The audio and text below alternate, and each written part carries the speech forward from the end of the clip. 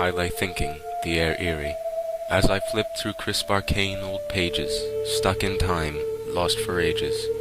Still I lay there, fading quickly. I heard a sound across the floor. I was reminded ever faintly of a knock on a door. It was indeed just as I thought, a gentle knock on my door. That was it, no less, no more. Oh yes, and now as I recall, winter was it, or in the fall, the fire lay dying, casting a ghost of each of its dying coals. I looked forward to tomorrow, foolish to have tried to borrow ease of sickness from those pages, sickness for my lost Lenore, longing for that loving beauty whom the angels had named Lenore. No returns from nature's store.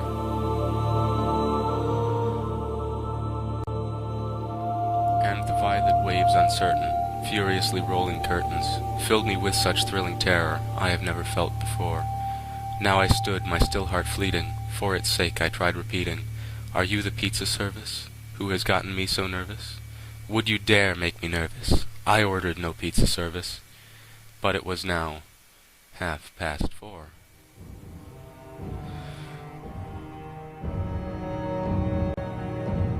Bravery then overtook me. Courage did not overlook me. Pizza man or pizza woman, please forgive that I ignore. But you see, I was just sleeping, and so I ask you leave my door. Please stop knocking, cruelly mocking. Who is standing at my door? Was there no one? Surely, truly, I was forced to try the door. Floral print, and nothing more. There I stayed, searching the hallway. Be still, my curtains, turned away. My mind raced and filled with visions, such as no one ever saw. Still the air hushed, and there was no movement sparing, only quiet. Quick, despairing, I dared utter that sacred name, my Lenore. Longingly I begged time for her, and from the shadows echoed Lenore. Only this, no, nothing more. Nothing more.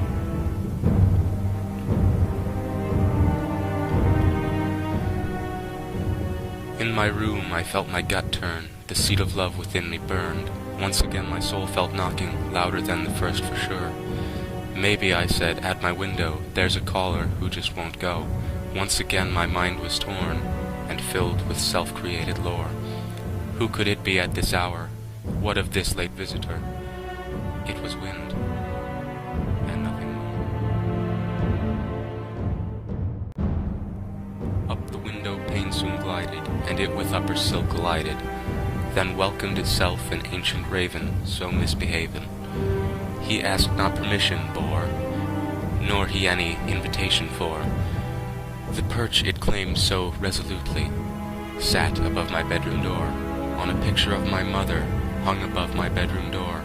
There it sat, it moved no more. Then the shadow that had entered, intriguing me with its stern seeming, left me smiling, wide-eyed and beaming, with its stately being. Your feathers shine and lay sleek, but I still don't want you here, you see, for I know not what you seek, daring visit me. What are you then, friend or fiend? Mean you well, O bird from hell? What is your name? Well, the raven swore, nevermore. I admired with much disgust this ugly bird who'd upset dust from atop my painting thus, that it was not so surprising that in my window had come flying such never-before-seen talking bird, as one who would fly in my window and utter but one word. What one word did it so adore, that it was its name, this bird, simply one word, nevermore.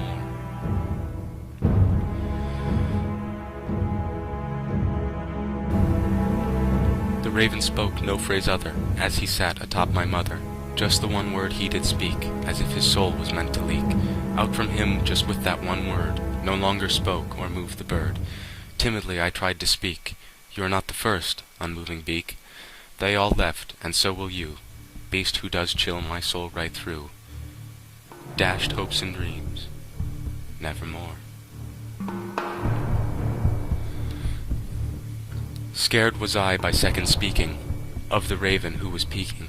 Certainly I said so sure, it's that this bird named Nevermore speaks the one word that it was taught, by some past master who was fraught with such feelings as I'm feeling, that when so near my ceiling, it would speak one sweet sorrow till its master's last tomorrow. From its core sounds nevermore. Up I pulled a seat so plainly, uttering confusion faintly, gazing at the raven, seeing, if I might see the reason. There in cushioned comfort I looked at it, and it looked still onward. What could this strange creature want more? What was it then, extremely bored? What indeed did this nevermore, this unsightly late visitor, mean by saying nevermore?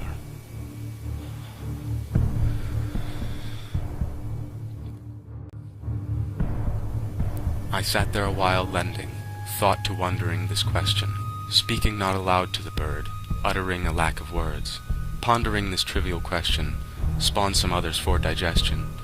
Under light from my ceiling fixture, stared I into picture, reminded by the sickly mixture of my sweet and late Lenore. She'll be with me nevermore.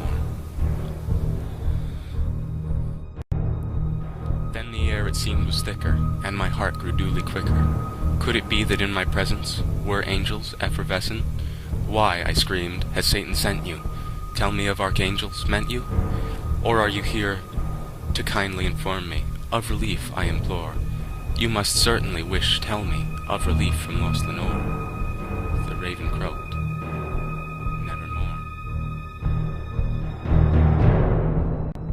How dare you, I did fear, evil creatures sent by the devil, or without motive you may drift here from skies of a distant shore.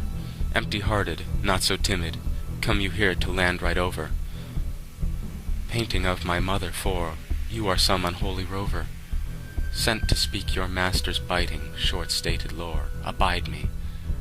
The raven sang, nevermore.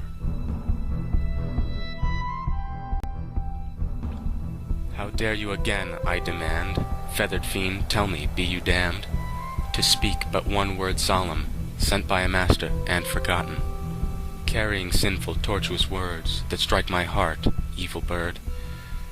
Be it some such sick pleasure gained by you from causing me pain? Tell me, sparing of the gore, when will I see my lost Lenore? Whispered the bird, nevermore. If that's how you want it, be that way. I bid you no longer stay. Return to the storm that brewed you in hell. I bid you farewell. Speak no more to contaminate. Fill not with shadowed fate my cell. The earth's a tomb, a run-dry well, so drink not more, leave my door. Pick no longer at my heart, I cried with a start. Leave my door. Raven taunted, nevermore.